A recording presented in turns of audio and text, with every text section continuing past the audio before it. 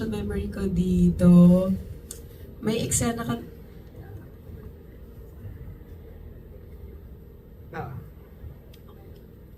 May eksena kami dito ni Carlo na heavy scene, magbabasag siya ng mga plato. So, dahil budget.com po kami dito at one camera lang nung araw na yun. Kailangan ko hintayin yung camera na lumipat pa sa akin at mag-focus. So, I had to wait for a cue for me to look.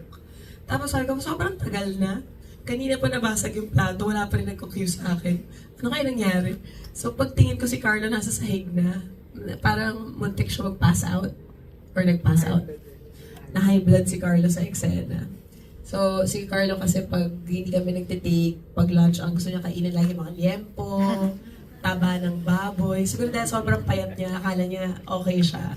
Hindi siya kumakain ng gulay, gusto niya kape, maraming kape.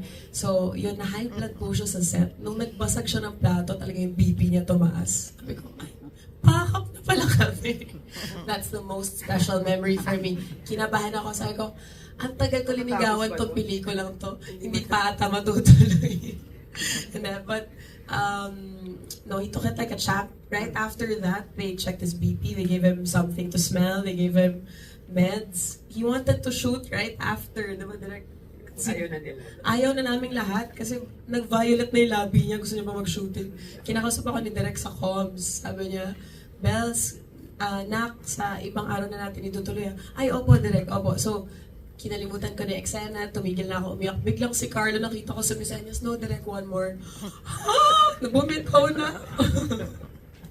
Sobrang galing masyado, sobrang professional. Ayaw niyang umuwi.